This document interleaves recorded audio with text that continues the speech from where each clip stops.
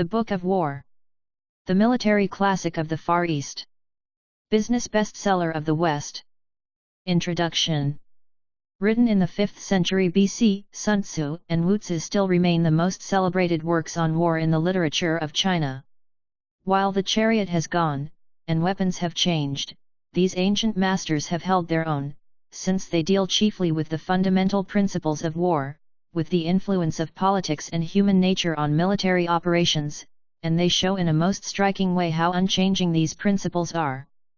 When these books were written, China was a conglomerate of principalities in continual ferment. Personal ambition and intrigue, and not the wishes of the people, were the main factors in these wars. Patriotism, or a popular cause, could not, therefore, be relied on to maintain the moral of the levies. Instead of these, what may be called the force of despair is pointed out as the most powerful agent in giving cohesion and energy to an army. The general is urged to take a vigorous offensive, and to act at a distance from his base, where defeat means disaster, and where desertion is minimized owing to the distance from home. He should, in fact, burn his boats before an action, or, in Chinese phrase, act as one who removes the ladder from under those mounted upon the roof. On the other hand, every care must be taken not to render the enemy desperate, and, as an instance of this, Sun observes that an opponent should on no account be completely surrounded. A loophole of escape weakens the resolution of the general and the energy of his troops. It is interesting to notice that moral, or the spirit of the troops, is thus considered a determining factor in war. The Chinese are perhaps unusually affected by climatic conditions. As is well known, the umbrella was part of a soldier's equipment, and for the same reasons, the sunny side of high ground is recommended as most suitable for defense, tactical considerations permitting. The large number of bannermen in the Chinese army was out of all proportion to the service of standards in providing rallying points. The chief use of banners was to maintain the spirit of the troops.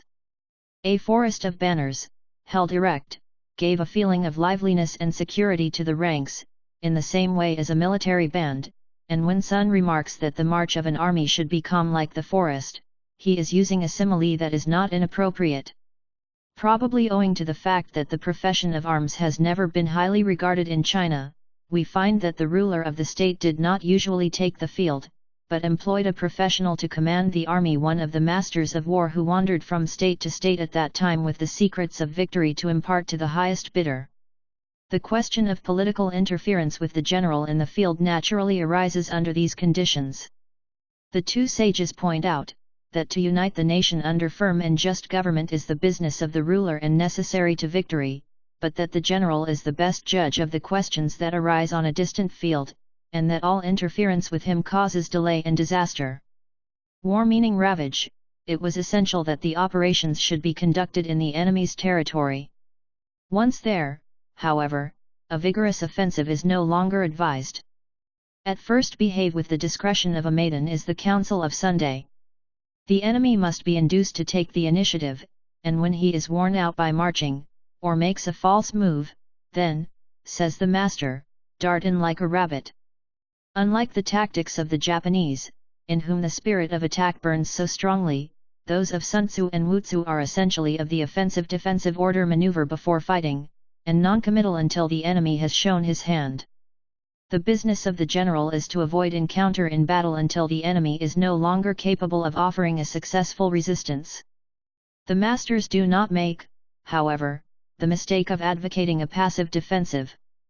Sun Tzu lays down that the division of the forces which this strategy involves, is to be everywhere weak, rendering the army liable to be taken in detail by the concentrated forces of the enemy. It is rather the defense which avoids battle by mobility and maneuver, induces the enemy by stratagem to divide his forces, or act in conformity with our wishes, and then falls upon him. With regard to the tactics of the battlefield, the pitched battle, or, in other words, the frontal attack, is considered unworthy of the skillful general. The plan of attack should consist, broadly speaking, in the division of the army into two forces. The enemy is attracted and engaged by one force, and defeated with the other, and here we have the containing or secondary attack, and the main or reserve force which decides the battle of up today, a most striking instance of the continuity of military principles. Considerable space is devoted to the influence of ground on war. The passage of defile and rivers is still conducted in the same way. The many large rivers of China naturally affected military operations, and, among other axioms, it is laid down that the passage of a river should not be disputed, as the enemy will probably give up the attempt, and make the passage untouched at some other point, but that he should be attacked when half his force is across the stream. Again, an army should not encamp on a river below the enemy, as it is thereby liable to be inundated, or to have its water poisoned, or the enemy may come downstream and make a sudden attack. While both writers were professional soldiers, they show a fine disinterestedness by repeatedly pointing out that even successful war brings evil in its train. Wu remarks that few are those who have gained power on earth by many victories, and he is insistent that war should not be undertaken until a careful comparison of the two sides shows that victory is certain, and he adds, the army which conquers makes certain of victory and then attacks, while the army that is defeated fights in the hope of success. Hence the importance they assign to intelligence of the enemy, and to the spy, and as the sages dealt with war between members of the same race, the work of spies was greatly facilitated. The spy was treated with great honor by his countrymen, and the fact that many of the national heroes of China were spies, shows that the part that they played was not forgotten. They frequently toiled for years, and rose to high rank in the enemy's service, and thus, by wrong counsel and by spreading mistrust in his ranks, they became a two-edged sword in the hands of the general. Wonderful, indeed, is their power, exclaims Sun, but he also reminds us that their management is the most difficult and delicate duty of the general. Sun and Wu are perhaps held in even greater reverence in Japan than in China, where war is looked upon as a troublesome phase in national life, and victory in battle is not considered the greatest achievement of a state. Far otherwise is it in Japan, and successive generations of her soldiers have been brought up on Sun and Wu.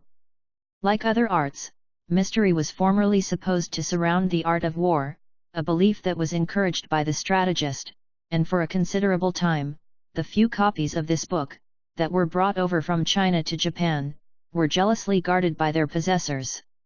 Later, as they became known, an army of Japanese commentators arose, for Chinese literature is thought compressed, to be unfolded in the mind of the reader. Today Sun and Wu have given way to the scientific works of European writers, but their sayings have become proverbs, and their influence undoubtedly helped the Japanese to victory in the late war. Belief in the importance of a knowledge of the enemy and his resources, of preparation and training, had grown out of a long study of these ancient masters, and since it was the vital importance of a successful issue to the Japanese which, after all, fired their resolution and carried them through, they proved the sage's words that it is the energy, born of despair, that wins the victory. Little is known of the life of either master. They were in no sense patriots but professional strategists, continually changing their employer. Chinese history tells a famous story about Sunday. A certain ruler asked Sun to give a practical demonstration of his principles in the neighborhood of the palace, and entrusted him with the women of the court for this purpose. During the operations, the leader of one of the sides did not obey the master's instructions, and her execution was ordered. She happened to be the king's favorite wife, but Sun pointed out that the king's wish that her life should be spared was a case of political interference with the general in the field, and the sentence was carried out. Wu is represented as a person of low moral character. On two separate occasions, for fear of giving rise to suspicion, he killed one of his wives who belonged to a state with which his employer at the time was at war, and, graver still in the eyes of the Chinese historian, he was not present at the deathbed of his mother. The Articles of Sun Tzu. Preliminary Reckoning. The words of Sun the Master. To all nations war is a great matter. Upon the army death or life depend, it is the means of the existence or destruction of the state. Therefore, it must be diligently studied. Now, in war, besides stratagem and the situation, there are 5 indispensable matters. The first is called the way, the second, heaven, the third, earth, the fourth, the leader, the fifth, law. The way, or the proper conduct of man. If the ruling authority be upright, the people are united, fearless of danger, their lives are at the service of their Lord. Footnote: the 5 virtues of humanity, righteousness, propriety, wisdom, and faith are known as the way. Heaven, yin and yang, heat and cold, time and season. Footnote: the yin and yang are the 2 principles into which natural phenomena are divided in Chinese philosophy. Yin is the masculine, active, or light principle, and yang is the feminine, passive, or dark principle. In this connection, day and night, rain, mist and wind are designated. End of footnote. Earth, distance, nature, extent, strategic position. The leader, intelligence, truth, benevolence, courage and strictness. Law, partition and ordering of troops. These things must be known by the leader. To know them is to conquer, to know them not is to be defeated. Further, with regard to these and the following 7 matters, the condition of the enemy must be compared with our own.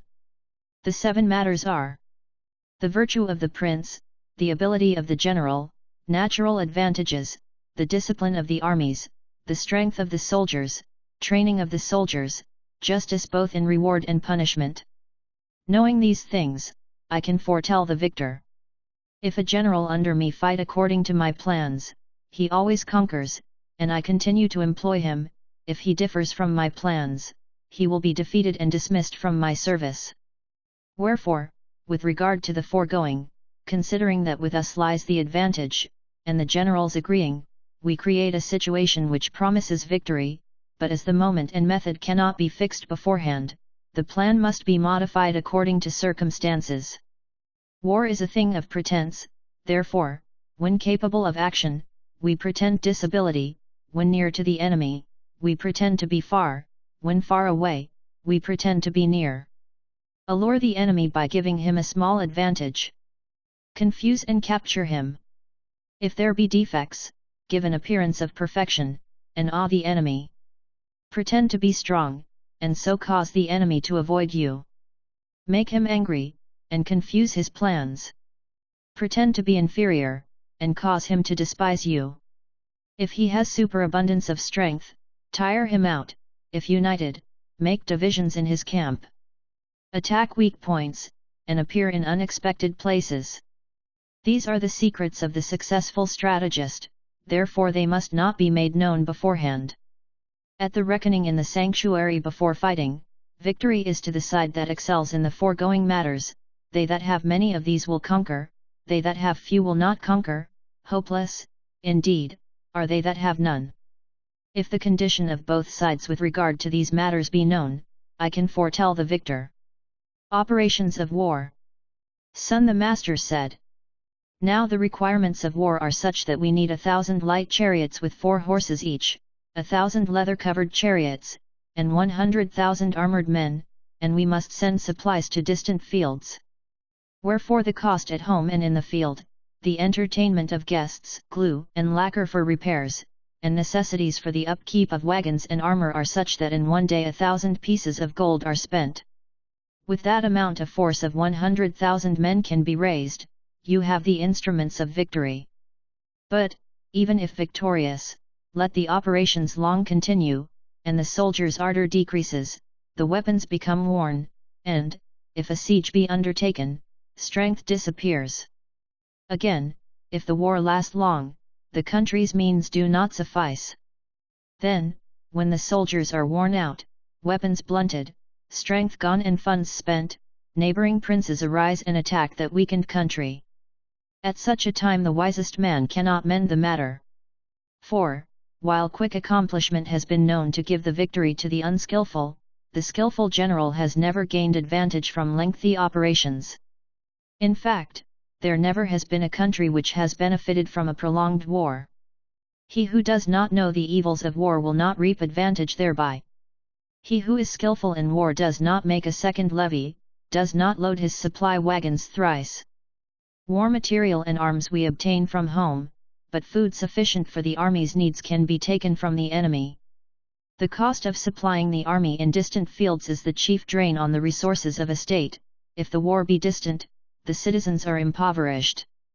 In the neighborhood of an army prices are high, and so the money of the soldiers and followers is used up. Likewise, the state funds are exhausted, and frequent levies must be made, the strength of the army is dissipated, money is spent, the citizen's home swept bare, in all, 7/10 of his income is forfeited. Again, as regards state property, chariots are broken, horses worn out, armor and helmet, arrow and bow, spear, shield, pike and fighting tower, wagon and oxen used and gone, so that 6/10 of the government's income is spent. Therefore, the intelligent general strives to feed on the enemy. 1 bale of the enemy's rice counts as 20 from our own wagons, 1 bundle of the enemy's forage is better than 20 of our own. Incitement must be given to vanquish the enemy. They who take advantage of the enemy should be rewarded. They who are the first to lay their hands on more than 10 of the enemy's chariots should be rewarded, the enemy's standard on the chariots exchanged for our own, the captured chariots mixed with our own chariots and taken into use. The accompanying warriors must be treated well, so that, while the enemy is beaten, our side increases in strength. Now the object of war is victory, not lengthy operations, even skillfully conducted. The good general is the lord of the people's lives, the guardian of the country's welfare. The attack by stratagem. Sun the Master said. Now by the laws of war, better than defeating a country by fire and the sword, is to take it without strife. Better to capture the enemy's army intact than to overcome it after fierce resistance. Better to capture the Lu, the Tzu or the Wu whole, than to destroy them in battle. Footnote: the Chinese army consisted of 12,500, the Lu of 500, Tzu of 50, and the Wu of 5 men. End of footnote. To fight and conquer 100 times is not the perfection of attainment, for the supreme art is to subdue the enemy without fighting. Wherefore the most skillful warrior outwits the enemy by superior stratagem, the next in merit prevents the enemy from uniting his forces, next to him is he who engages the enemy's army, while to besiege his citadel is the worst expedient. A siege should not be undertaken if it can possibly be avoided. 4. Before a siege can be commenced, 3 months are required for the construction of stages, battering rams, and siege engines, then a further 3 months are required in front of the citadel, in order to make the chuyan. Wherefore the general is angered, his patience exhausted, his men surge like ants against the ramparts before the time is ripe, and 1/3 of them are killed to no purpose. Such are the misfortunes that sieges entail. Footnote: the chuyan was a large tower or work constructed to give command over the interior of the enemy's fortress. High poles were also erected, from the top of which archers, each encased in an arrow-proof box and raised by a rope and pulley, shot at the besieged. End of footnote. Therefore, the master of war causes the enemy's forces to yield, but without fighting; he captures his fortress, but without besieging it, and without lengthy fighting takes the enemy's kingdom. Without tarnishing his weapons, he gains the complete advantage. This is the assault by stratagem. By the rules of war, if 10 times as strong as the enemy, surround him, with 5 times his strength, attack, with double his numbers, divide. If equal in strength, exert to the utmost, and fight; if inferior in numbers, maneuver and await the opportunity; if altogether inferior, offer no chance of battle. A determined stand by inferior numbers does but lead to their capture. The warrior is the country's support. If his aid be entire, the country is of necessity strong; if it be at all deficient, then is the country weak. Now a prince may embarrass his army in 3 ways, namely: ignorant that the army in the field should not advance, to order it to go forward, or, ignorant that the army should not retreat, order it to retire. This is to tie the army as with a string. Ignorant of military affairs, to rule the armies in the same way as the state. This is to perplex the soldiers. Ignorant of the situation of the army, to settle its dispositions. This is to fill the soldiers with distrust. If the army be perplexed and distrustful, then dangers from neighboring princes arise. The army is confounded, and offered up to the enemy. There are 5 occasions when victory can be foretold. When the general knows the time to fight and when not to fight, or understands when to employ large or small numbers, when government and people are of one mind, when the state is prepared, and chooses the enemy's unguarded moment for attack, when the general possesses ability, and is not interfered with by his prince. These 5 things are the heralds of victory. It has been said aforetime that he who knows both sides has nothing to fear in 100 fights, he who is ignorant of the enemy, and fixes his eyes only on his own side, conquers, and the next time is defeated. He who not only is ignorant of the enemy, but also of his own resources, is invariably defeated. The order of battle. Sun the Master said. The ancient masters of war first made their armies invincible, then waited until the adversary could with certainty be defeated. The causes of defeat come from within, victory is born in the enemy's camp. Skillful soldiers make defeat impossible, and further render the enemy incapable of victory. But, as it is written, the conditions necessary for victory may be present, but they cannot always be obtained. If victory be unattainable, we stand on the defensive; if victory be sure, we attack.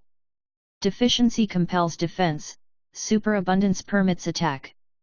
The skillful in defense crouch, hidden in the deepest shades, the skillful in attack push to the topmost heaven. Footnote: literally 9th heaven, and 9th earth.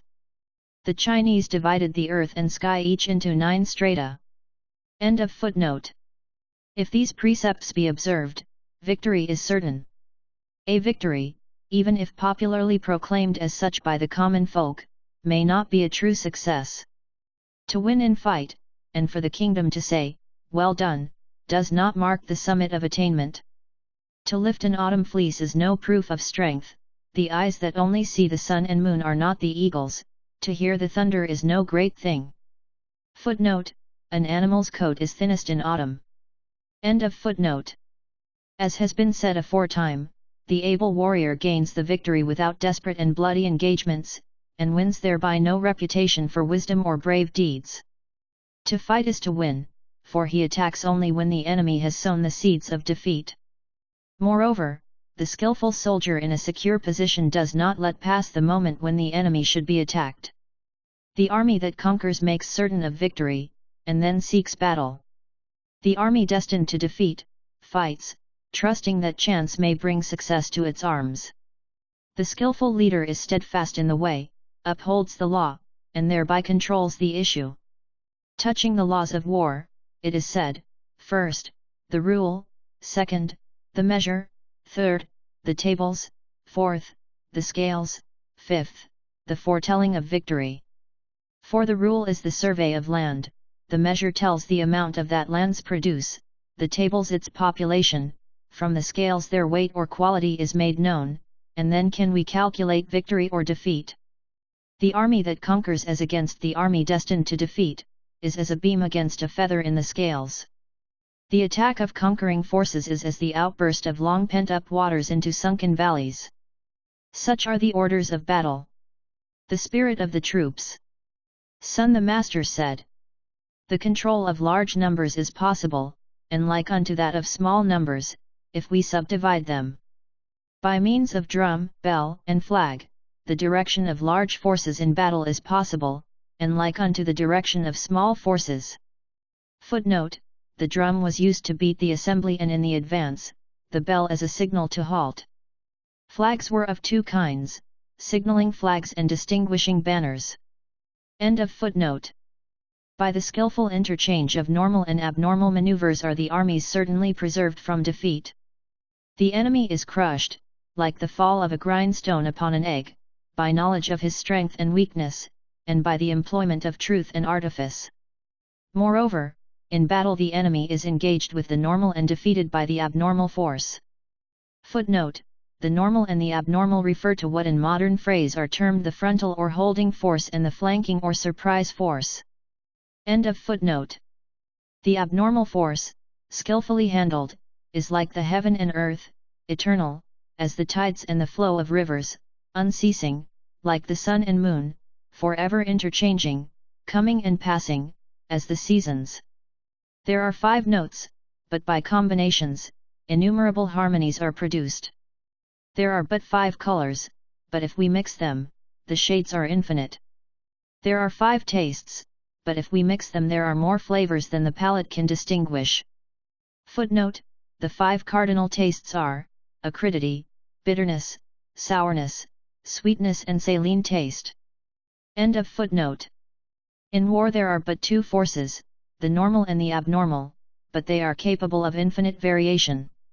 Their mutual interchange is like a wheel, having neither beginning or end. They are a mystery that none can penetrate. As the rush of rock-shouldering torrents, so is the spirit of the troops. Like the well-judged flight of the falcon, in a flash crushing its quarry, so should the stroke be timed. Wherefore the spirit of the good fighter is terrifying, his occasions sudden, like the stretched crossbow, whose string is released at the touch of the trigger. In the maze and tumult of the battle, there is no confusion, in the thick of action the battle array is impenetrable. If discipline be perfect, disorder can be simulated; if truly bold, we can feign fear; if really strong, we can feign weakness. We simulate disorder by subdivision, fear, by spirit, weakness, by battle formation.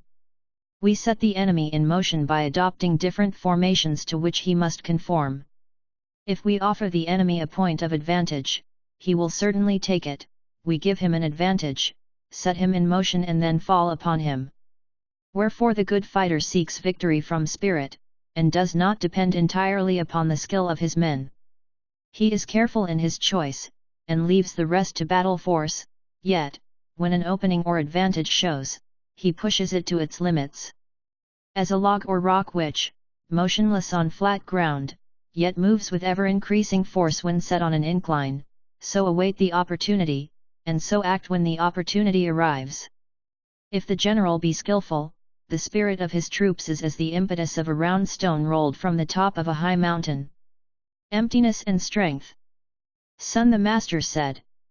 To be the first in the field, and there to await the enemy, is to husband strength.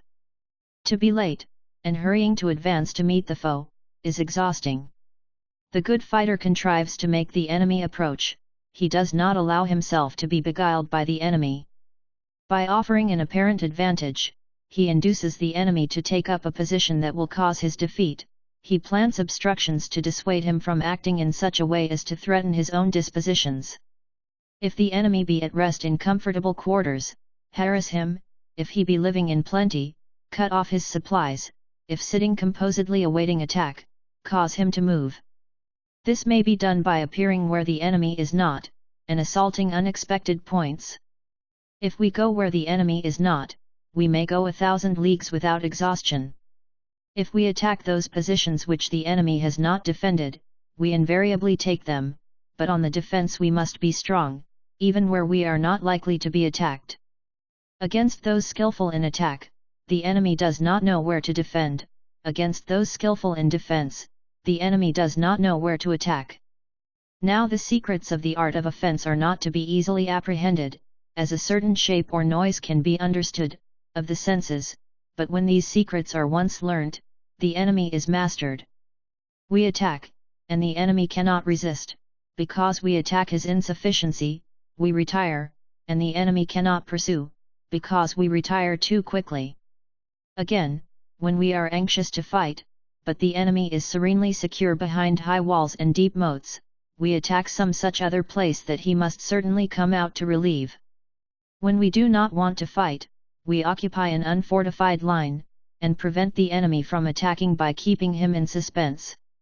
By making feints, and causing the enemy to be uncertain as to our movements, we unite, whilst he must divide.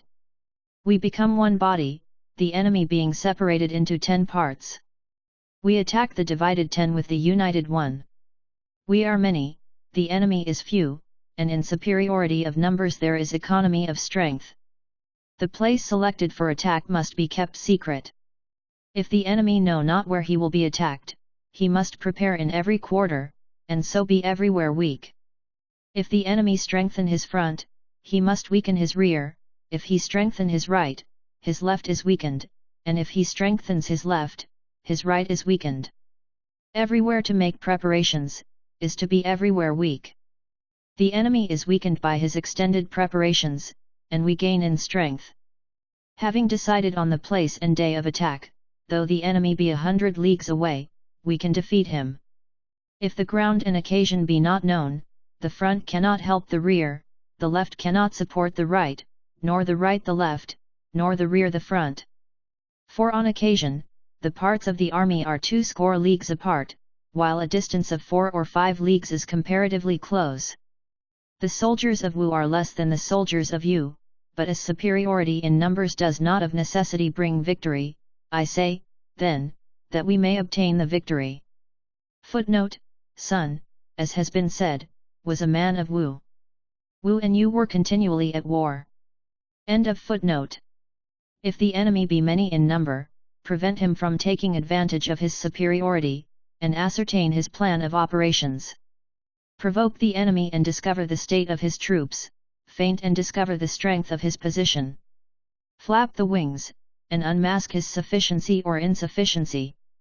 By constant feints and excursions, we may produce on the enemy an impression of intangibility, which neither spies nor art can dispel. The general makes his plans in accordance with the dispositions of the enemy, and puts his hosts in motion, but the multitude cannot appreciate the general's intention. They see the signs of victory, but they cannot discover the means. If a victory be gained by a certain stratagem, do not repeat it. Vary the stratagem according to circumstances. An army may be likened to water. Water leaves dry the high places, and seeks the hollows. An army turns from strength and attacks emptiness.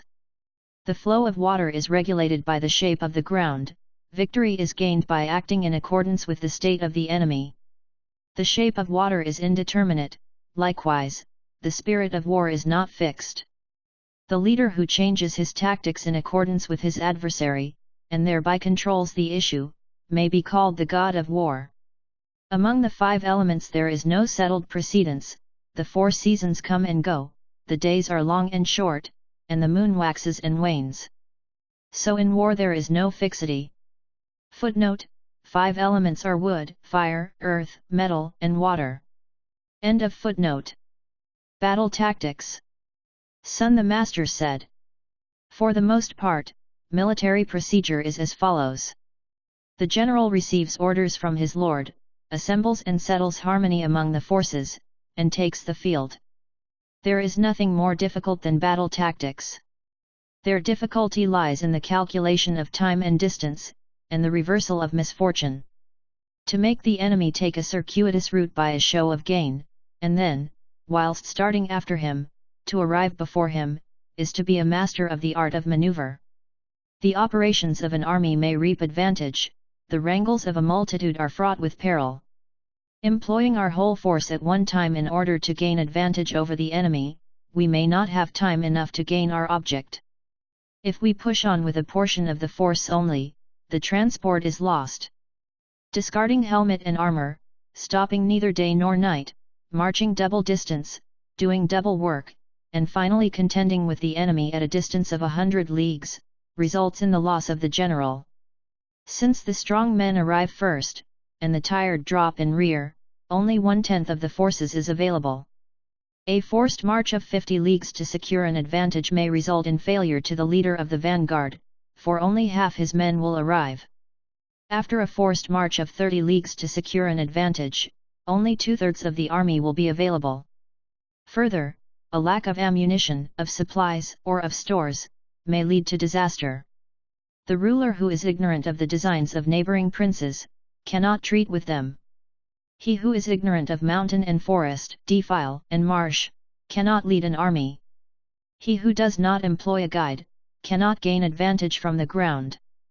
Disguise your movements, await a favorable opportunity, divide or unite according to circumstance.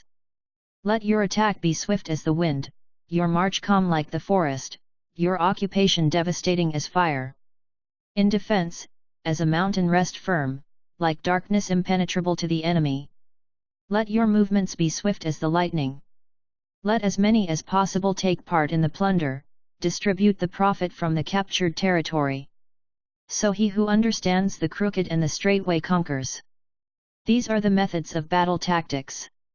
According to the ancient books on war, the drum and bell are used, because the voice does not carry, the flag is used to assist the sight.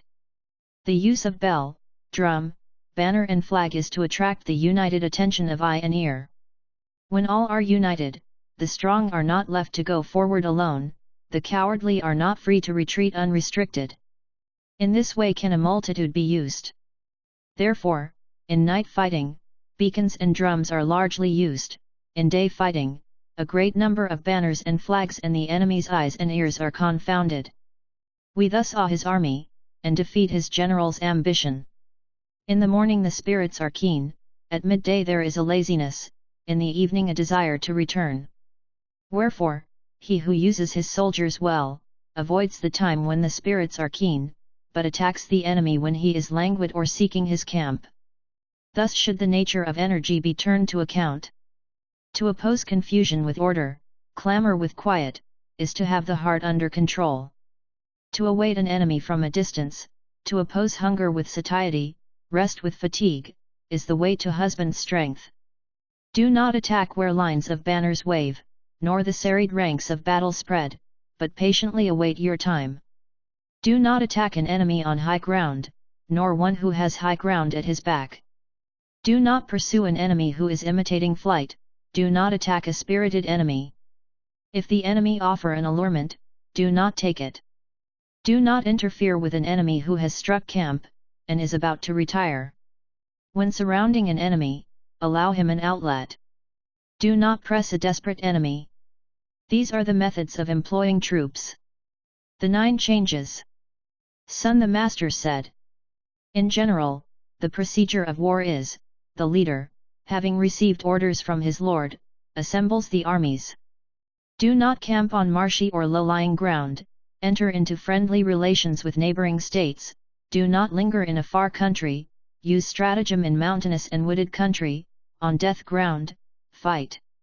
There are always roads that must be avoided, forces that must not be attacked, castles that must not be besieged, ground that must not be chosen for encounter, orders from the Lord that must not be obeyed. The general who knows the 9 changes understands the use of troops. On the contrary, he who does not understand them, can make no use of his topographical knowledge. In the management of armies, if the art of the 9 changes be understood, a knowledge of the 5 advantages is of no avail. The wise man considers well both advantage and disadvantage. He sees a way out of adversity, and on the day of victory to danger is not blind. In reducing an enemy to submission, inflict all possible damage upon him, make him undertake useless adventures, also make neighboring rulers move as you would desire them by tempting them with gain. Wherefore in the conduct of war do not depend on the enemy's not coming, but rely on your own preparations, do not count on the enemy not attacking your fortress, but leave nothing undefended. Generals must be on their guard against these 5 dangerous faults. Blind impetuosity, which leads to death. Overcautiousness, which leads to capture. Quick temper, which brings insult. A too rigid propriety, which invites disgrace. Over-regard for the troops, which causes inconvenience. These 5 faults in the leader are disastrous in war. The overthrow of the army and the slaughter of the general arise from them. Therefore they must be carefully considered. Movement of troops. Sun the Master said. Touching the disposal of troops and observation of the enemy in relation to mountain warfare. Cross mountains and camp in valleys, selecting positions of safety. Place the army on high ground, and avoid an enemy in high places. In relation to water. After crossing waters, pass on immediately to a distance. When the enemy is crossing a stream, do not meet and engage him in the waters, but strike when half his force has passed over. Do not advance on an enemy near water, but place the army on high ground, and in safety. Do not fight when the enemy is between the army and the source of the river. With regard to marshes. Cross salty marshes quickly, do not linger near them. If by chance compelled to fight in the neighborhood of a marsh, seek a place where there is water and grass, and trees in plenty in the rear. In open country, place the army in a convenient place with rising ground in the right rear, so that while in front lies death, behind there is safety. Such is war in flat country. Huangdi, by observing these things, gained the victory over 4 princes. As a rule, the soldiers prefer high ground to low. They prefer sunny places to those the sun does not reach. If the health of the troops be considered, and they are encamped on high and sunny ground, diseases will be avoided, and victory made certain.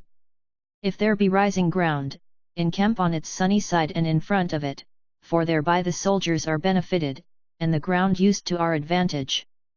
If, owing to rains in the upper reaches, the river become turbulent, do not cross until the waters have quieted. Steep and impassable valleys, well-like places, confined places, tangled impenetrable ground, swamps and bogs, narrow passages with pitfalls, quickly pass from these, and approach them not. Cause the enemy to approach near to them, but keep yourself from these places, face them, so that the enemy has them in his rear. If there be near to the army precipices, ponds, meres, reeds and rushes, or thick forests and trees, search them thoroughly. These are places where the enemy is likely to be in ambush. When the enemy is close, but quiet, he is strong in reliance on natural defenses. If the enemy challenge to fight from afar, he wishes you to advance.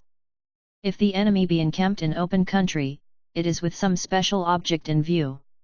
Movement among the trees shows that the enemy is advancing. Broken branches and trodden grass, as of the passing of a large host, must be regarded with suspicion.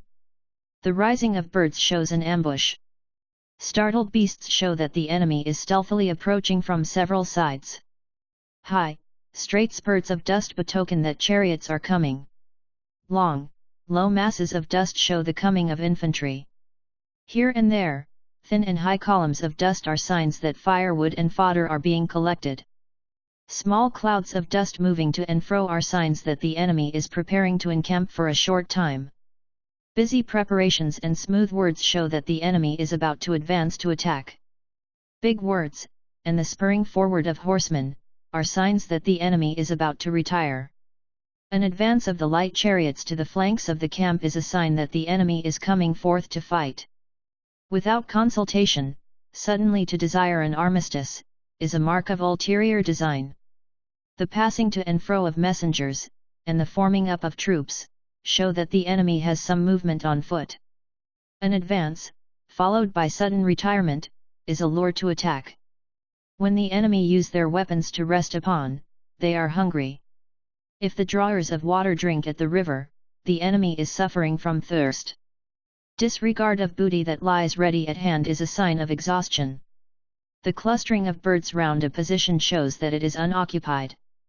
Voices calling in the night betoken alarm. Disorder in the army is a sign that the general is disregarded. A changing about of flags and banners is a sign that the army is unsettled.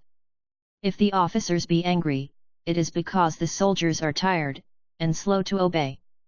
The killing of horses for food shows that the enemy is short of provisions. When the cooking pots are hung up on the wall and the soldiers turn not in again, the enemy is at an end of his resources. Exceeding graciousness and familiarity on the part of the general show that he has lost the confidence of the soldiers. Frequent rewards show that discipline is at an end. Frequent punishments are a sign that the general is in difficulties. The general who first blusters, and then is obsequious, is without perception. He who offers apologies and hostages is anxious for a truce.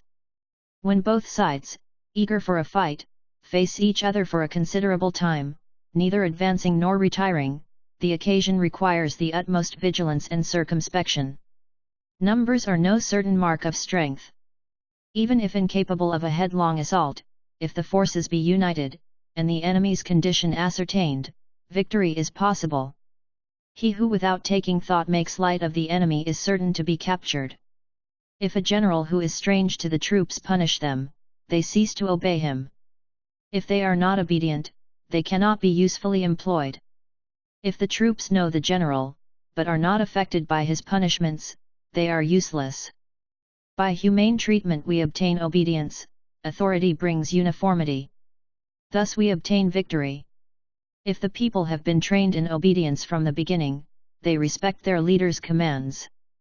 If the people be not early trained to obedience, they do not respect their leaders' commands. Orders are always obeyed, if general and soldiers are in sympathy.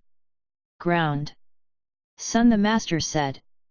With regard to the different natures of ground, there are open ground, broken ground, suspended ground, defile, precipices, far countries. Open ground is that where either side has liberty of movement. Be quick to occupy any high ground in the neighborhood and consider well the line of supplies. Broken ground. Advance is easy, but retreat from it is difficult. Here, if the enemy be not prepared, we may win, but should he be prepared, and defeat us, and retreat be impossible, then there is disaster. Suspended ground. The side that takes the initiative is under a disadvantage. Here, if the enemy offers some allurement, we should not advance, but rather, by feigning retreat, wait until he has put forth half his force. Then we may attack him with advantage. Defile, make haste to occupy, garrison strongly and await the enemy. Should the enemy be before you, and in strength, do not engage him, but if there be unoccupied points, attack him. In precipitous ground quickly occupy a position on a sunny height, and await the enemy. If the enemy be before you, withdraw and do not attack him. If distant from the enemy, and the forces be equal, to take the initiative is disadvantageous. Now, these are the 6 kinds of ground. It is the duty of generals to study them. Again, there are 6 calamities among the troops, arising, not from defect of ground, or lack of opportunity, but from the general's incapacity. These are repulse, relaxation, distress, disorganization, confusion, and rout. If troops be sent to attack an enemy of equal quality, but 10 times their number, they retire discomfited. Strong soldiers with weak officers cause relaxation. Able officers with feeble soldiers cause distress. Enraged senior officers, who fall upon the enemy without orders, and obey not the general because he does not recognize their abilities, produce disorganization. Weak and amiable generals, whose directions and leadership are vague, whose officers and men's duties are not fixed, and whose dispositions are contradictory, produce confusion. Generals, who are unable to estimate the enemy, who oppose small numbers to large, weakness to strength, and who do not put picked men in the van of the army, cause it to be routed. These 6 things lead to defeat. It is the duty of the general to study them carefully. Ground is the handmaid of victory. Ability to estimate the enemy, and plan the victory, an eye for steepness, command, and distances, these are the qualities of the good general. Whosoever knows these things, conquers; he who understands them not, is defeated. If victory be certain from the military standpoint, fight, even if the Lord forbid. If defeat be certain from the military standpoint, do not fight, even though the Lord commands it. The general who advances, from no thought of his own glory, or retires, regardless of punishment, but only strives for the people's welfare, and his Lord's advantage, is a treasure to the state. The good general cares for his soldiers, and lovingly treats them as his children. As a consequence, they follow him through deep valleys, and are beside him in death. Nevertheless, overcare for the soldiers may cause disobedience, over-attention may make them unserviceable, overindulgence may produce disorder, they become like spoiled children, and cannot be used. He who is confident of his own men, but is ignorant that the enemy should not be attacked, has no certainty of victory. He who knows that the enemy may be attacked with advantage, but knows not his own men, has no certainty of victory. Confidence in the troops, right judgment when to attack the enemy, but ignorance of the ground, bring uncertain victory. The wise soldier, once in motion, does not waver, and is never at a loss. As has been said, know thyself, know the enemy, fear not for victory. Also, if the season and the opportunity be realized, and the ground known, complete victory is certain. The 9 grounds. Sun the Master said. In respect to the conduct of war there are distracting ground, disturbing ground, ground of contention, intersecting ground, path-ridden ground, deeply involved ground, difficult ground, enclosed ground, death ground. At all times, when the prince fights in his own territory, it is called distracting 13 ground.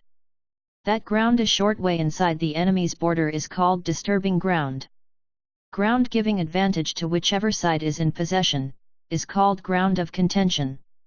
Ground to which either side has access, is called intersecting ground.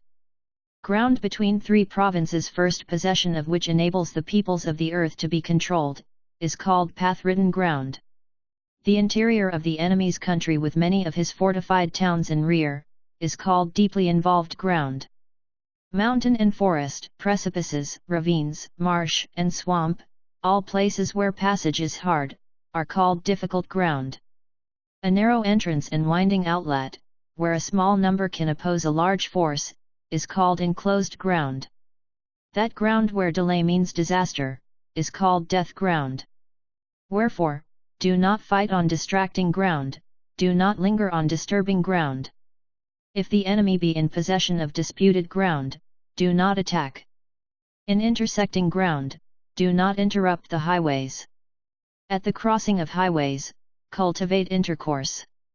When deeply involved, levy and store up the enemy's property. Quickly depart from difficult ground. On enclosed ground, use stratagem. On death ground, fight. The skillful fighters of old were at pains to disconnect the enemy's front and rear. They cut asunder small and large forces of the enemy, prevented mutual help between his officers and men, spread mistrust between high and low. They scattered the enemy, and prevented him from concentrating. If his soldiers were assembled, they were without unity. If there be a chance of victory, move; if there be no chance of success, stand fast. If I were asked how a powerful and united force of the enemy should be met, I would say, lay hands on what the enemy cherishes and he will conform to our desires. In war, above all, speed sustains the spirit of the troops. Strike before the enemy is ready, and attack his unpreparedness from an unexpected quarter. With regard to war in foreign lands, when strangers in a far country, the soldiers are united and are proof against defeat. Plunder fertile plains so that the army is fed, be careful of the health of the soldiers, do not tire them uselessly, unite their minds, store up strength, plan well and secretly. If there be no refuge, the soldiers will not fly from death. If there be no alternative but death, the soldiers exert themselves to the utmost. In desperate places, soldiers lose the sense of fear.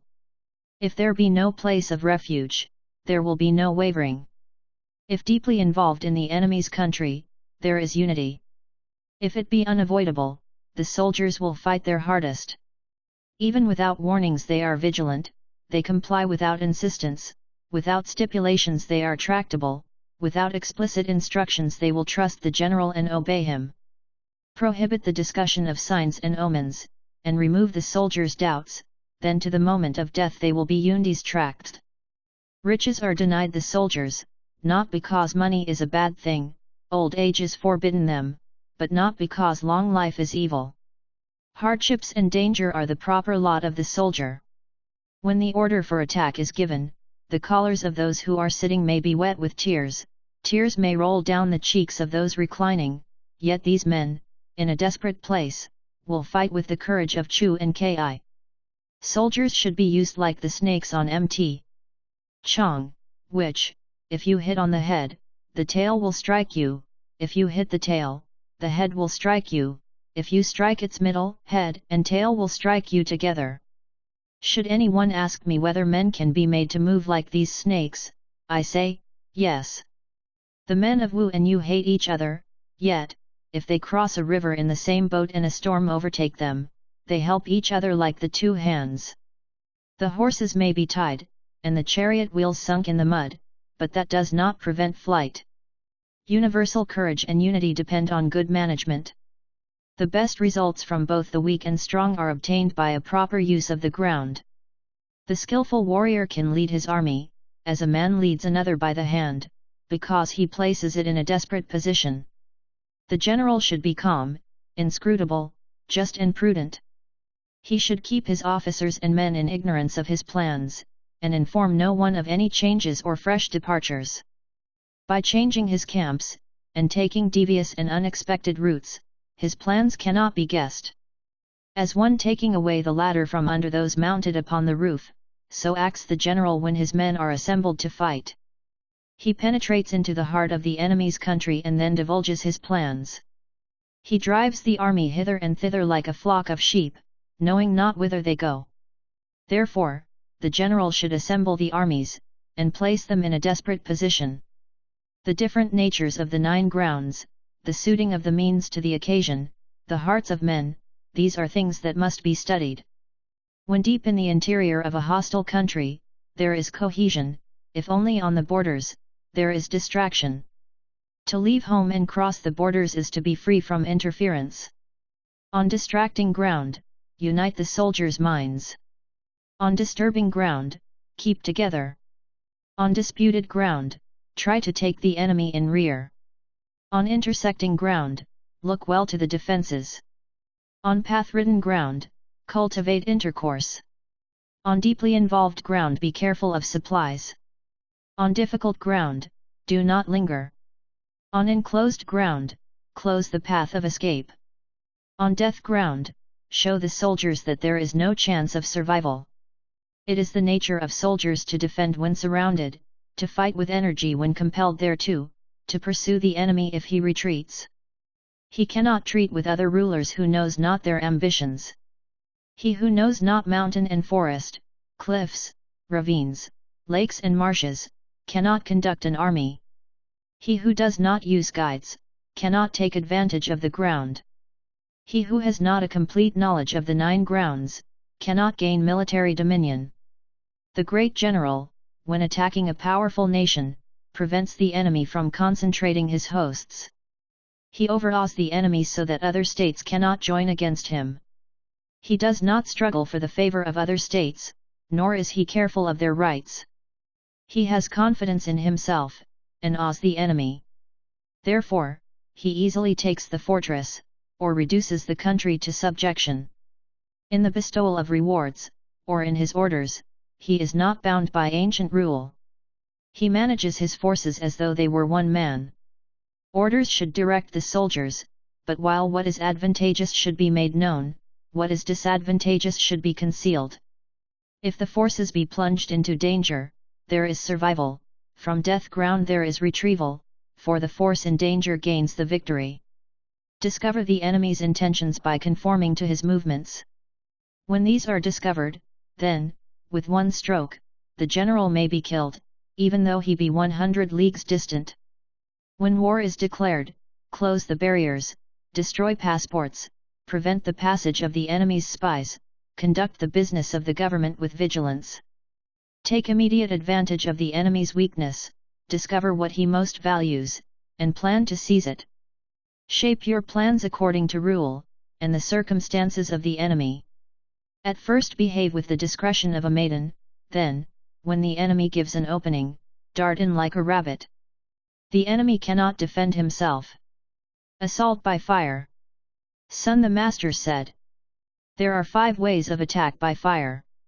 The first is called barrack burning, the second, commissariat burning, the third, equipment burning, the fourth, store burning, the fifth, the company burning. The moment for the fire assault must be suitable. Further, appliances must always be kept at hand. There is a time and day proper for the setting and carrying out of the fire assault, namely, such time as the weather is dry, and a day when the moon is in the quarters of the stars Chi, Pi, I, Chen, for these are days of wind. Regard well the developments that will certainly arise from the fire, and act upon them.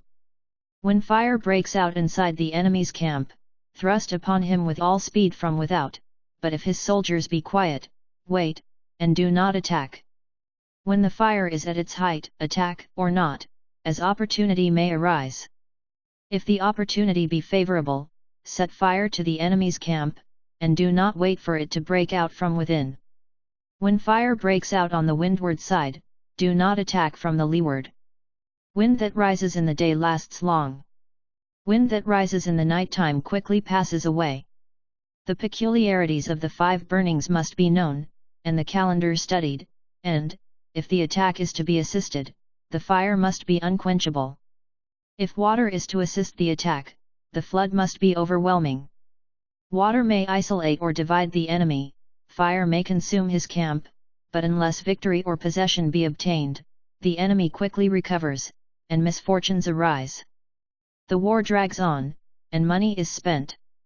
Let the enlightened Lord consider well, and the good general keep the main object in view. If no advantage is to be gained thereby, do not move, without prospect of victory, do not use the soldiers, do not fight unless the state be in danger. War should not be undertaken because the Lord is in a moment of passion. The general must not fight because there is anger in his heart. Do not make war unless victory may be gained thereby. If there be prospect of victory, move, if there be no prospect, do not move. For passion may change to gladness, anger passes away, but a country, once overturned, cannot be restored, the dead cannot be brought to life. Wherefore it is written, the enlightened Lord is circumspect, and the good general takes heed, then is the state secure, and the army victorious in battle. The employment of spies. Sun the Master said, calling 100,000 men to arms, and transporting them 100 leagues, is such an undertaking that in one day 1,000 taels of the citizens' and nobles' money are spent, commotions arise within and without the state, carriers fall down exhausted on the line of march of the army, and the occupations of 700,000 homes are upset. Footnote: the population was divided, for military purposes, into groups of 8 families. In time of war, each group sent one man into the field, furnished his wants, and provided for his family. Therefore, if 100,000 men are taken, 700,000 homes are affected. End of footnote. Again, for years the armies may face each other, yet the issue may depend on a single day's victory. Wherefore, by grudging slight expense in titles and salaries to spies, to remain in ignorance of the enemy's circumstances, is to be without humanity. Such a person is no general, he is no assistance to his lord, he is no master of victory. The enlightened ruler and the wise general who act, win, and are distinguished beyond the common, are informed beforehand.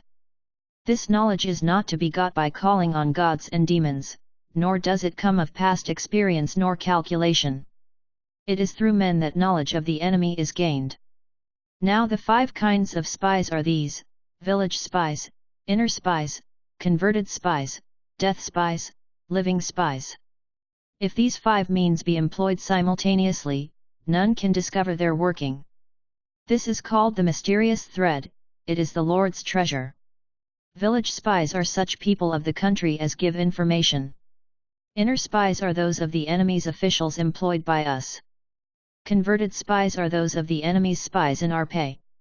Death spies are sent to misinform the enemy, and to spread false reports through our spies already in the enemy's lines. Footnote: so called because they are put to death when the enemy finds out that he has been tricked. End of footnote. Living spies return to report. Footnote: messengers and others, who do not disguise their identity, are included under this heading. End of footnote. In connection with the armies, spies should be treated with the greatest kindness, and in dealing out reward, they should receive the most generous treatment. All matters relating to spies are secret. Without infinite capacity in the general, the employment of spies is impossible. Their treatment requires benevolence and uprightness. Except they be observed with the closest attention, the truth will not be obtained from them. Wonderful indeed is the power of spies. There is no occasion when they cannot be used. If a secret matter be spoken of before the time is ripe, the spy who told the matter, and the man who repeated the same, should be put to death. If desirous of attacking an army, of besieging a fortress, or of killing a certain person, first of all, learn the names of the general in charge, of his right hand 17 men, of those who introduce visitors to the presence, of the gatekeeper and the sentries. Then set the spies to watch them. Seek out the enemy's spies who come to spy on us, give them money, cause them to be lodged and cared for, and convert them to the service. Through them we are enabled to obtain spies among the enemy's villagers and officials. By means of the converted spy, we can construct a false story for the death spy to carry to the enemy. It is through the converted spy that we are able to use the 5 varieties, to their utmost advantage, therefore, he must be liberally treated. In ancient times the rise to power of the province of Yin was due to Ichi, who was sent to the country of Xia. Likewise, during the foundation of the state of Chu, Liuya lived among the people of Shang. Wherefore, intelligent rulers and wise generals use the cleverest men as spies, and invariably acquire great merit. The spy is a necessity to the army. Upon him the movement of the army depends. The sayings of Wu Tzu. Introduction. Now Wu, albeit clothed in the raiment of a scholar, was a man skilled in the art of war. And when, Lord of Wei, came unto him and said, I am a man of peace, caring not for military affairs. And Wu said, Your actions are witnesses of your mind, why do your words say not what is in your heart? You do prepare and dress hides and leather through the 4 seasons, ornamenting them with red lacquer and the figures of panthers and elephants, which give not warmth in winter, neither in summer, coolness. Moreover, you make halberds, 24 feet long, and pikes 12 feet long, and leather, covered, chariots so large as to fill up the gateways, wheels with ornament, and naves capped with leather. Now, these are neither beautiful to the eye nor light in the chase, I know not for what use my lord makes these things. Footnote: all numbers connected with weapons were yin, that is to say even, or belonging to the negative principle of Chinese philosophy from their connection with death. End of footnote. But, although provided with these instruments of war, if the leader be not competent, a brooding hen might as well strike a badger, or a dog with young challenge the tiger. The spirit of encounter may be present, but there is no end but death. In ancient times, the Prince Chengsang cultivated virtue, and put away military things, and his kingdom fell. The Prince Yahud put his trust in numbers, and delighted in war and was driven from the throne. Therefore the enlightened ruler should ponder over these things, encourage learning and virtue in the kingdom, and be prepared against war from without. To hesitate before the enemy is not a cause for righteousness, remorse for the fallen is not true humanity. And when Lord Wen heard these words, he himself spread a seat, and his wife offered up a cup, and Wu was appointed general before the altar. Now, in the defense of Sikh against different states there were fought 76 great fights, of which 64 were complete victories, and the remainder undecided. And the kingdom grew and stretched 1,000 leagues on every side, which was all due to the virtue of Wu. The government of a country. And Wu the master said, the mighty rulers of old first trained their retainers, and then extended their regard to their outlying feudatories. There are 4 discords. Discord in the state, then never make war. Discord in the army, then do not strike camp. Discord in the camp, then do not advance to attack. Discord in the battle array, then seek not to decide the issue. Therefore, wise rulers who would employ their subjects in great endeavours, should first establish harmony among them. Lend not a ready ear to human counsellors, but lay the matter before the altar, seek inside the turtle, and consider well the time and season. Then, if all be well, commit ourselves to the undertaking. If the people know that their Lord is careful of their lives, and laments their death beyond all else, then, in the time of danger, the soldiers advance, and, advancing, find glory in death, and in survival after retreat, dishonor. The Master said, the way must follow the only true path, righteousness lies at the root of achievement and merit. The object of stratagem is to avoid loss and gain advantage. The object of government is to guard enterprise and to preserve the state. If conduct depart from the way, and the undertaking accord not with righteousness, then disaster befalls the mighty. Therefore, wise men maintain order by keeping in the way, and governing with righteousness, they move with discretion, and with benevolence they make the people amenable. If these four virtues be practiced, there is prosperity; if they be neglected, there is decay. 4. When Lord Tang of Chang defeated Lord Qi, the people of Shao rejoiced, and when Wu of Zhou defeated Lord Zhou, the people of Yin were not discomfited. And this was because it was ordained by providence and human desire. The Master said, in the government of a country and command of an army, the inculcation of propriety, stimulation of righteousness, and the promotion of a sense of shame are required. When men possess a sense of shame, they will attack with resolution when in strength, and when few in number defend to the last. But while victory is easy in attack, it is difficult in defense. Now, of the fighting races below heaven, those who gained 5 victories have been worn out, those who have won 4 victories have been impoverished, 3 victories have given dominion, 2 victories have founded a kingdom, and upon 1 victory an empire has been established. For those who have gained power on earth by many victories are few, and those who have lost it, many. The Master said, the causes of war are 5. First, ambition; second, profit; third, overburdened hate; fourth, internal disorder; fifth, famine. Again, the natures of war are 5. First, a righteous war; second, a war of might; third, a war of revenge; fourth, a war of tyranny; fifth, an unrighteous war.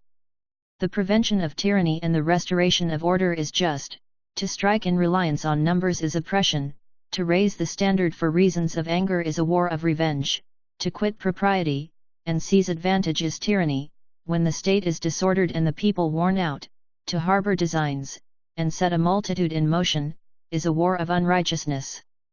There is a way of overcoming each of these 5. Righteousness is overcome by propriety, might by humanity, revenge by words, tyranny by deception, unrighteousness by strategy. Lord Wen asked and said, I would know the way to control an army, to measure men, and make the country strong. Wu answered and said, the enlightened rulers of antiquity respected propriety between sovereign and people, established etiquette between high and low, settled officials and citizens in close accord, gave instruction in accordance with custom, selected men of ability, and thereby provided against what should come to pass. In ancient times, Prince Huan of Qi assembled 50,000 men at arms, and became chief among the princes. Prince Wen of Qin put 40,000 mighty men in the van, and gained his ambition. Prince Mu of Qin gathered together 30,000 invincibles, and subdued his neighbouring foes. Wherefore, the princes of powerful states must consider their people, and assemble the valiant and spirited men by companies. Those who delight to attack, and to display their valour and fealty should be formed in companies. Those skillful in scaling heights, or covering long distances, and who are quick and light of foot must be collected in companies. Retainers who have lost their rank, and who are desirous of displaying their prowess before their superiors should be gathered into companies. Those who have abandoned a castle, or deserted their trust, and are desirous of atoning for their misconduct, should be collected and formed into companies. These 5 bodies form the flower of the army. With 3,000 of such troops, if they issue from within, an encompassing enemy can be burst asunder; if they enter from without, a castle can be overthrown. Lord Wen asked and said, I desire to know how to fix the battle array, render defense secure, and attack with certainty of victory. Wu answered and said, to see with the eye is better than ready words. Yet, I say, if the wise men be put in authority and the ignorant in low places, then the army is already arranged. If the people be free from anxiety about their estates, and love their officials, then defense is already secure. If all the lieges be proud of their lord, and think sick of neighbouring states, then is the battle already won. The Lord Wen once assembled a number of his subjects to discuss affairs of state, and none could equal him in wisdom, and when he left the council chamber his face was pleased. Then Wu advanced and said, in ancient times, Lord Chuang of Chu once consulted with his lieges, and none were like unto him in wisdom, and when the Lord left the council chamber his countenance was troubled. Then the Duke Shen asked and said, why is my lord troubled? And he answered, I have heard that the world is never without sages, and that in every country there are wise men, that good advisers are the foundation of an empire, and friends of dominion. Now, if I, lacking wisdom, have no equal among the multitude of my officers, dangerous indeed is the state of Chu. It grieves me that whereas Prince Chuang of Chu was troubled in a like case, my lord should be pleased. And hearing this, Lord Wen was inwardly troubled. Estimation of the enemy. And Lord Wen said to Wu, Qin threatens us on the west, Chu surrounds us on the south, Chao presses us in the north, Qi watches us in the east, Yen stops our rear, and Han is posted in our front. Thus, the armies of 6 nations encompass us on every side, and our condition is very unpropitious. Canst thou relieve my anxiety? Wu answered and said, The path of safety of a state lies first of all in vigilance. Now my lord has already taken warning, wherefore misfortunes are yet distant. Let me state the habits of these 6 countries. The forces of Qi are weighty but without solidity, the soldiers of Qin are scattered, and fight each of his own accord, the army of Chu is well ordered, but cannot endure, the soldiers of Yen defend well, but are without dash, the armies of the 3 Qins are well governed, but cannot be used. The nature of Qi is stubborn and the country rich, but prince and officials are proud and luxurious, and neglectful of the common people, government is loose and rewards not impartial, in one camp there are 2 minds, the front is heavy, but the rear is light. Therefore, it is ponderous without stability. To attack it, the force must be divided into 3 parts, and, by threatening it on 3 sides, its front can be broken. The nature of Qin is strong, the country rugged, and the government firm, rewards and punishments just, the people indomitable, and all have the fighting spirit, wherefore, when separated, each fights of his own accord. To defeat this people, they must first be tempted by gain to leave their cause, so that the soldiers, greedy of profit, desert their general, then, taking advantage of their disobedience, their scattered forces can be chased, ambushes laid, favorable opportunities taken, and their general captured. The nature of Chu is weak, its territory wide, the government weak, and the people exhausted, the troops are well ordered but of short endurance. The way to defeat them is to assault their camp, throw it into confusion and crush their spirit, advance softly, and retire quickly, tire them out, avoid a serious encounter, and they may be defeated. The nature of Yen is straightforward, its people are cautious, loving courage and righteousness, and without guile, wherefore they defend but are not daring. The way to defeat them is to draw close and press them, tease them and pass to a distance, move quickly, and appear in the rear, thus causing bewilderment to their officers and fear in their ranks. Our chariots and horsemen will act with circumspection and avoid encounter. Thus their general can be captured. The 3 Qins are the middle kingdom, their nature is peaceful and their rule just. Their people are tired of war, their troops are trained, but their leaders are despised, pay is small, and the soldiers lack the spirit of sacrifice, thus they are well governed but cannot be used. The way to defeat them is to threaten them from afar. If a multitude attack, defend, if they retreat, pursue, and tire them out. In every army there are mighty warriors with strength to lift the censer, swifter of foot than the war horse, who can take the enemy's standard, or slay his general. If such men be selected, and set apart, cared for and honored, they are the life of the army. Those who use the 5 arms 20 with skill, who are clever, strong, and quick, and careless of the enemy, should be given rank and decoration, and used to decide the victory. Their parents and families should be cared for, encouraged by rewards, and kept in fear of punishment.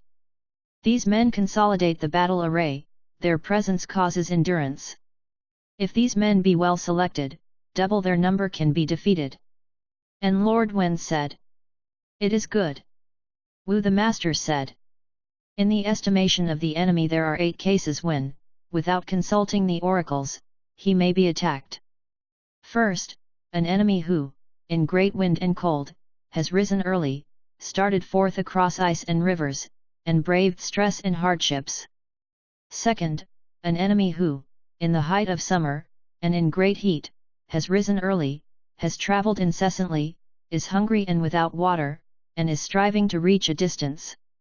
Third, an enemy who has been encamped long in one place, who is without provisions, when the farmers are vexed and indignant, who has suffered frequent calamities, and whose officers are unable to establish confidence.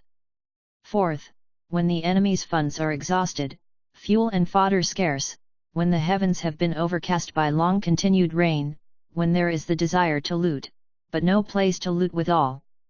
Fifth, when their numbers are few, when water is scarce, when men and horses are scourged by pestilence, and from no quarter is succor at hand.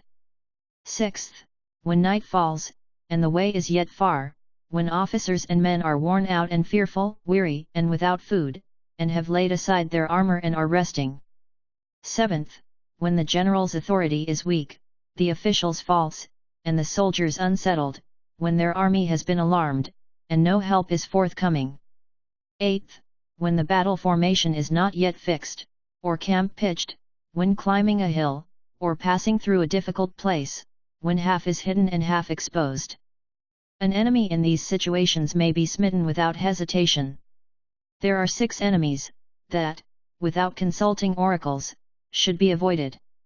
First, wide and vast territories, and a large and rich population. Second, where the officials care for the people, and bestow bountiful favors and rewards.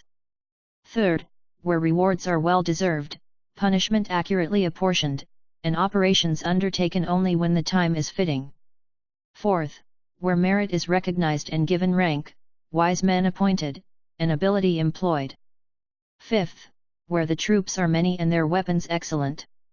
Sixth, when help is at hand on every side, or from a powerful ally. 4. If the enemy excel in the foregoing, he must be avoided without hesitation. As it is written, if it be judged good, advance, if it be known to be difficult, retreat. And Lord Wen asked and said, I desire to know how the interior of the enemy can be known from his outer appearance, the form of his camp by observing his advance, and how victory may be determined. And Wu answered and said, if the coming of the enemy be reckless like roaring waters, his banners and pennons disordered, and horses and men frequently looking behind, then 10 can be struck with 1. Panic will certainly seize them. Before the various princes have assembled, before harmony has been established between lord and lieges, before ditches have been dug, or regulations established, and the army is alarmed, wishing to advance, but unable, wishing to retreat, but unable, then the force can strike twice their numbers, and in 100 fights there is no fear of retreat. Lord Wen asked, how can the enemy be certainly defeated? Wu answered and said, make certain of the enemy's real condition and quickly strike his weak point, strike an enemy who has just arrived from afar, before his ranks are arranged, or one who has eaten and has not completed his dispositions, or an enemy who is hurrying about, or is busily occupied, or has not made favorable use of the ground, or has let pass the opportunity, or one who has come a long distance, and those in rear are late and have not rested. Strike an enemy who is half across waters, or who is on a difficult or narrow road, or whose flags and banners are in confusion, or who is frequently changing position, or whose general is not in accord with the soldiers, or who is fearful. All such should be assaulted by the picked men, and the remainder of the army should be divided, and follow after them. They may be attacked at once without hesitation. Control of the army. Lord Wen said, what is of first importance in operations of war? Wu answered and said, lightness, of which there are 4 natures, weight, of which there are 2 natures, and confidence must be clearly comprehended. And Wen said, what are these? And Wu answered, if the way be easy, the horses are light of foot, if the horses be light of foot, the chariots travel freely, if the chariots travel easily, men can ride in them without difficulty, if the men be free to move, the fight prospers. If the difficult and easy ways be known, the horses are lightened, if the horses be fed at proper intervals, the chariots are swift, if there be plenty of oil on the axles of the chariots, the riders are quickly conveyed, if the spears be sharp and the armor strong, the men make the fight easy. Large rewards in advance, heavy punishment in retreat, and impartiality in their bestowal are required. He who well understands these things is the master of victory. And Lord Wen asked and said, by what means can the army gain the victory? And Wu answered, the foundation of victory is good government. Again, Wen asked and said, is it not determined by numbers? And Wu replied, if laws and orders be not clear, if rewards and punishments be not just, if the bell be sounded and they halt not, or drum be beaten and men do not advance, even if there be 100,000 men at arms, they are of no avail. Where there is order, then there is propriety at rest, and dignity in motion, none can withstand the attack, and retreat forbids pursuit, motion is regulated, and movements to right and left are made in answer to the signal, if the ranks be cut asunder, formation is preserved, if scattered, they are maintained, in fortune or in danger, there is unity, if a number be collected, they cannot be separated, they may be used but not wearied, in whatever situation they are placed, nothing under heaven can withstand them. The army may be called a father and his children. And Wu said, in marching, movements and halts must be properly adjusted, suitable occasions for rationing not missed, the strength of men and horses not exhausted. If these three things be observed, the commands of the superior can be carried out. If the commands of the superior be carried out, order is maintained. If advances and halts be without method, victualling unsuitable, horses and men tired and weary neither unsaddled or housed, it is because the orders cannot be obeyed. If the orders be set aside, there is disorder in the camp, and in battle defeat. Wu the Master said, on that depository of corpses, the battlefield, if there be certain expectation of death, there is life, if there be happy expectation of life, there is death. The good general is like unto one sitting in a leaking ship, or lying under a burning roof, the wisest man cannot contrive against him, the strongest man cannot destroy his composure, and the enemy's onslaught can be withstood. For procrastination is the greatest enemy of the general, disasters to the army are born of indecision. Wu the Master said, men meet their death from lack of ability or unskillfulness. Wherefore training is the first requirement of war. One man with a knowledge of war can teach 10 men skilled in war can teach 100, 100 can teach 1,000, 1,000 can teach 10,000, and 10,000 men can train an army.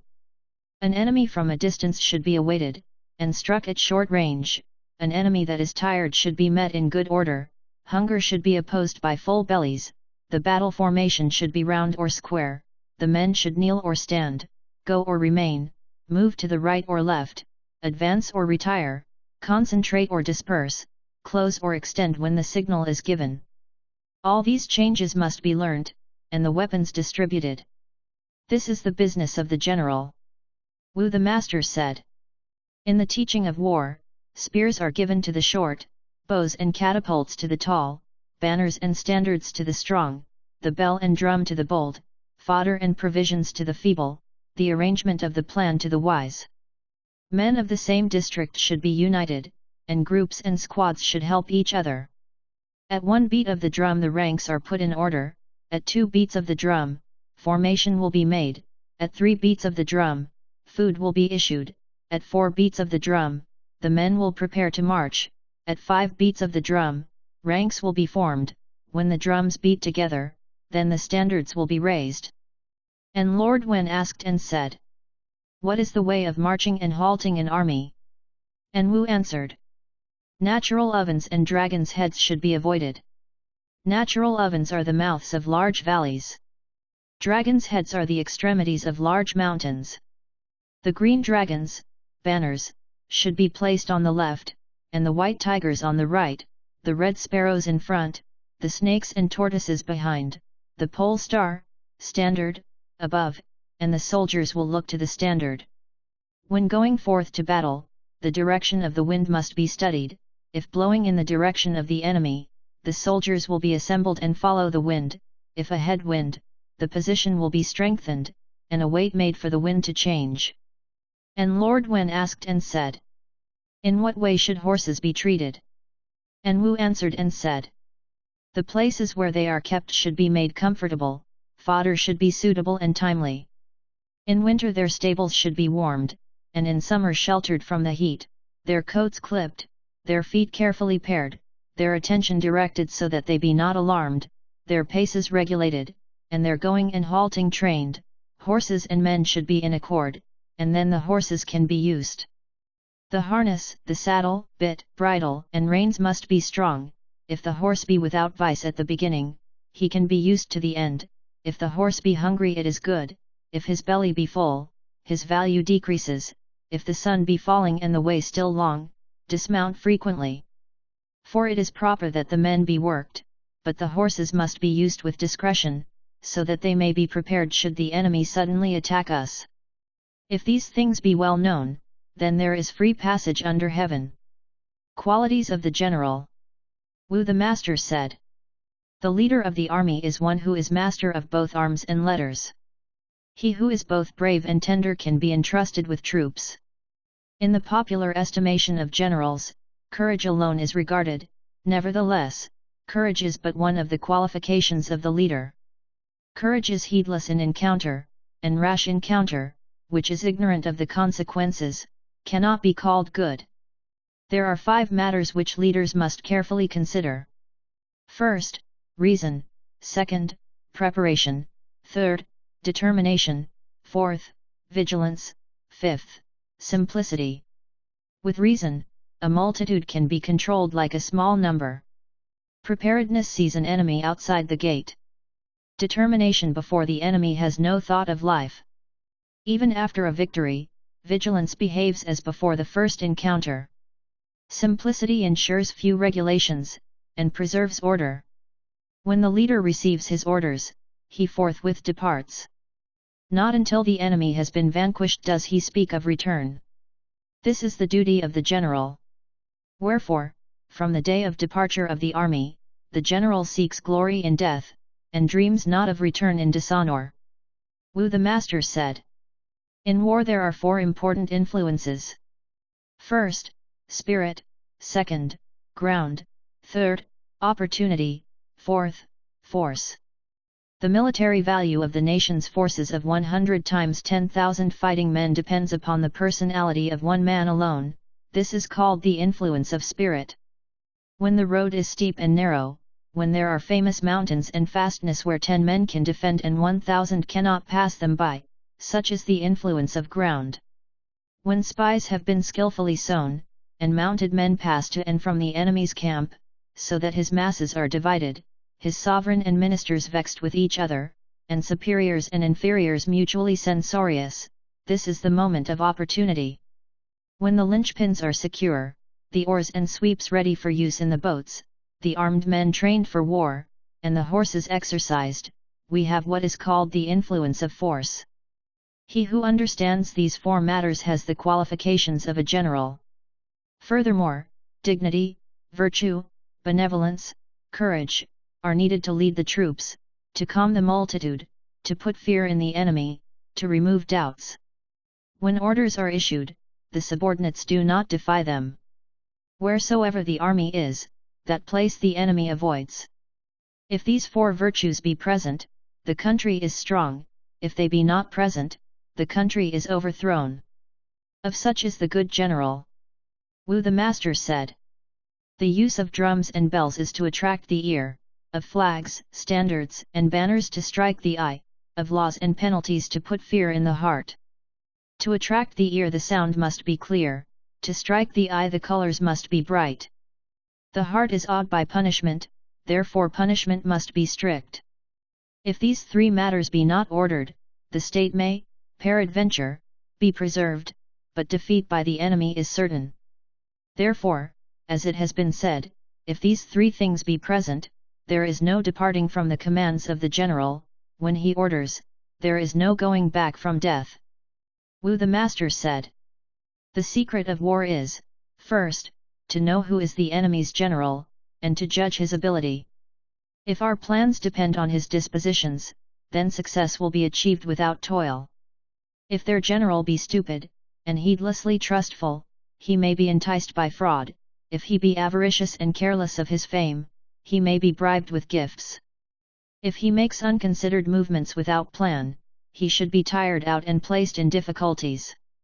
If the superiors be wealthy and proud, and the inferiors avaricious and resentful, they should be set against each other. An enemy that is undetermined, now advancing and then retreating, whose soldiers have not wherein to put their trust, should be alarmed, and put to flight. When an enemy thinks lightly of the general, and desires to return home, the easy roads should be blocked, and the difficult and narrow roads opened, await their coming and capture them. If their advance be easy and retreat difficult, await their coming and then advance against them. If their advance be difficult and retreat easy, then press and strike them. An army that is camped in marshy ground, where there are no watercourses, and long and frequent rains, should be inundated. An army that is camped in wild marshes, covered with dark and overhanging grass and brambles, and swept by frequent high winds, should be overthrown by fire. An army that has halted long without moving, whose general and soldiers have grown careless, and neglect precautions, should be approached by stealth, and taken by surprise. Lord Wen asked, saying, if the two armies be facing each other, and the name of the enemy's general unknown, in what manner can we discover it? And Wu answered and said, a brave man of low degree, lightly but well equipped, should be employed. He should think only of flight and not of advantage. Then, if he observes the enemy's pursuit, if there be first a halt and then an advance, order is established. If we retreat and the enemy pursue, but pretend not to be able to overtake us, see an advantage but pretend not to be aware of it, then their general may be called a wise general, and conflict with him must be avoided. If their army be full of uproar, their banners and standards disordered, their soldiers going about or remaining of their own accord, some in line, others in column, if such an enemy be eager to pursue, and see an advantage which they are desperate to seize, then their general is a fool; even if there be a host, they may be taken. Suiting the occasion. Lord Wen asked and said, if strong chariots, good horses, strong and valiant soldiers suddenly meet the enemy, and are thrown into confusion, and ranks broken, what should be done? And Wu answered and said, in general, the method of fighting is to effect order in daylight by means of flags and banners, pennons and batons, at night by gongs and drums, whistles and flutes. If a signal be made to the left, the troops move to the left; if to the right, they move to the right. Advance is made at the sound of the drum, halt at the sound of the gong, one blast of the whistle is for advance, two for the rally. If those who disobey be cut down, the forces are subject to authority. If officers and soldiers carry out orders, a superior enemy cannot exist, no position is impregnable in the attack. Lord Wen asked and said, what is to be done if the enemy be many and we be few? And Wu answered and said, avoid such an enemy on open ground, and meet him in the narrow way, for, as it is written, if one is to stand against 1,000, there is naught better than a pass; if 10 are to hold against 100, there is nothing better than a steep place; if 1,000 are to strike 10,000, there is nothing better than a difficult place. If a small force, with beat of gong and drum, suddenly arise in a narrow way, even a host will be upset. Wherefore it is written, he who has a multitude seeks the plain, and he who has few seeks the narrow way. And Lord Wen asked and said, a mighty host, strong and courageous, which is on the defense with a mountain behind, a precipice between, high ground on the right, and a river on the left, with deep moats, and high walls, and which has artillery, whose retreat is like the removal of a mountain, advance like the hurricane, and whose supplies are in abundance, is an enemy against whom long defense is difficult. In effect, what should be done in such a case?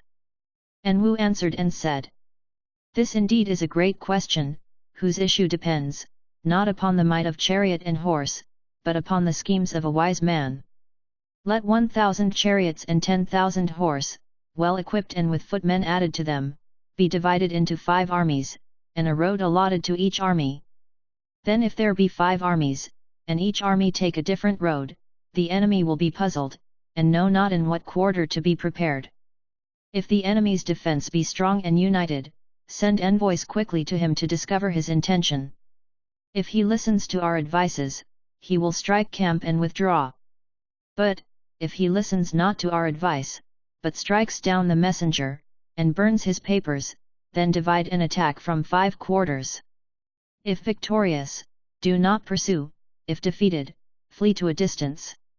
If feigning retreat, proceed slowly, and, if the enemy approach, strike swiftly.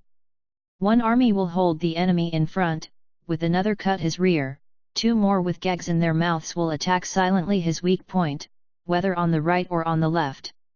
If 5 armies thus make alternate onslaughts, success is certain. This is the way to strike strength. And Lord Wen asked and said, if the enemy draw near and encompass us, and we would retreat, but there is no way, and in our multitude there is fear, what should be done? And Wu answered and said, in such a case, if we be many and they be few, divide and fall upon them; if the enemy be many and we be few, use stratagem and act according to opportunity, and if opportunities be untiringly seized, even if the enemy be many, he will be reduced to subjection. Lord Wen asked and said, if, in a narrow valley with steep places on either side, the enemy be met, and they are many and we are few, what should be done? And Wu answered and said, if they be met among hills, woods, in deep mountains, or wide fens, advance quickly, retire swiftly, and hesitate not. If the enemy be suddenly met among high mountains or deep valleys, be the first to strike the drum and fall upon them.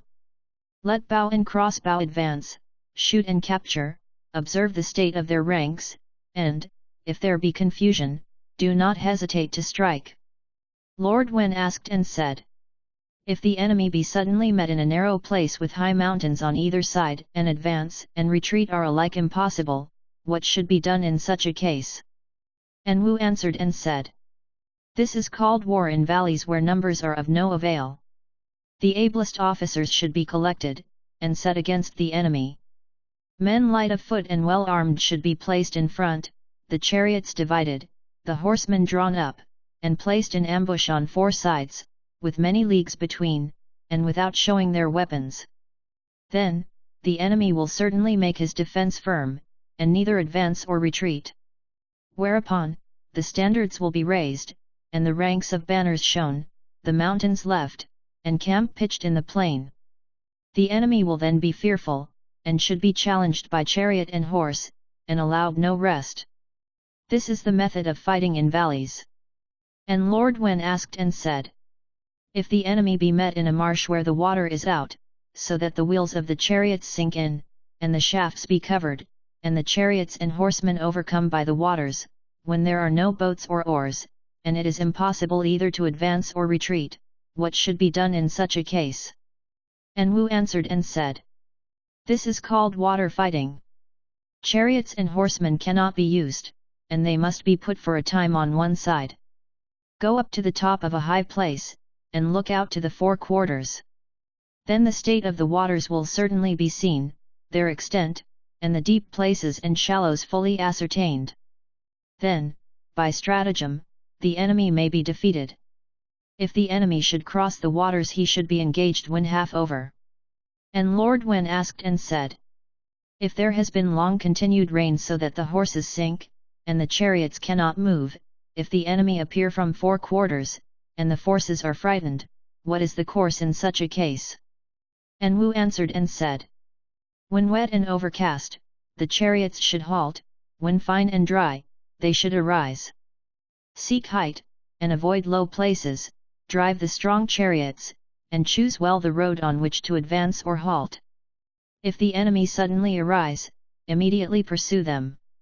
Lord Wen asked and said, if our fields and pastures be suddenly pillaged, and our oxen and sheep taken, what should be done? And Wu answered and said, lawless enemies that arise are to be feared, defend well and do not reply. When, at sunset, they seek to withdraw, they will certainly be overladen and fearful. Striving to return quickly to their homes, connection will be lost. Then if they be pursued and attacked, they can be overthrown. Wu the master said. The way of attacking the enemy and investing his castle is as follows. When the outlying buildings have been taken, and the assaulting parties enter the innermost sanctuary, make use of the enemy's officials, and take charge of their weapons. Let the army on no account fell trees or enter dwellings, cut the crops, slay the 6 domestic animals, or burn the barns, and show the people that there is no cruel desire.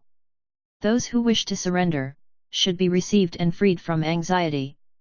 Encouragement of the troops. And Lord Wen asked and said, if punishment be just and reward impartial, is victory thereby gained?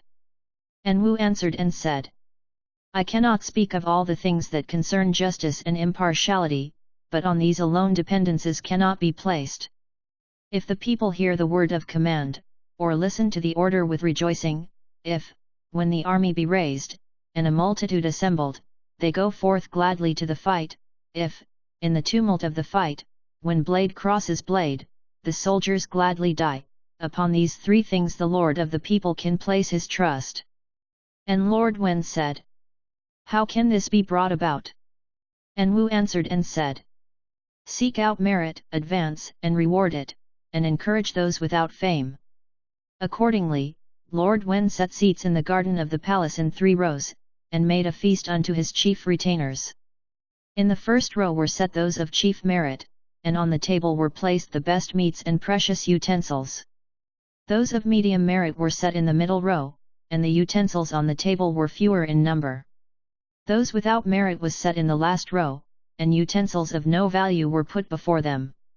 And when the feast was over, and they had all departed, the parents, wives, and children of those with merit were given presents outside the gates of the palace according to their degree.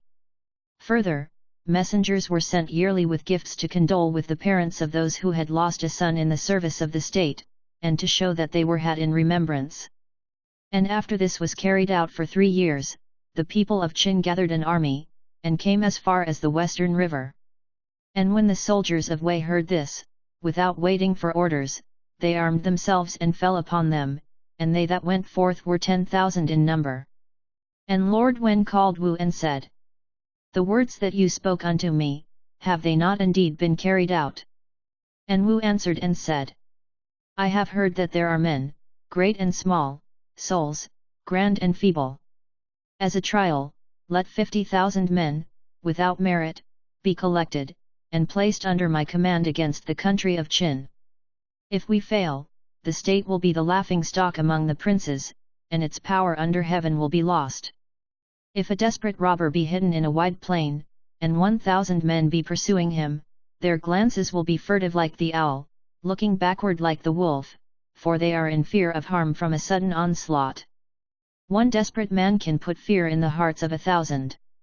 Now, if this host of 50,000 men become as a desperate thief, and are led against Qin, there is naught to fear.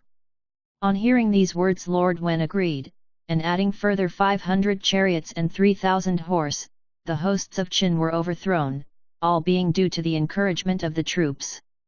On the day before the battle Wu gave orders to the forces, saying, the army will attack the enemy's chariots, horse and foot, in accordance with our commands. If the chariots do not capture the enemy's chariots, or the horse those of the enemies, or the foot the enemy's footmen, even if their army be overthrown, no merit will be gained. Therefore, on the day of the battle, the orders were simple, and fear of Wei shook the heavens.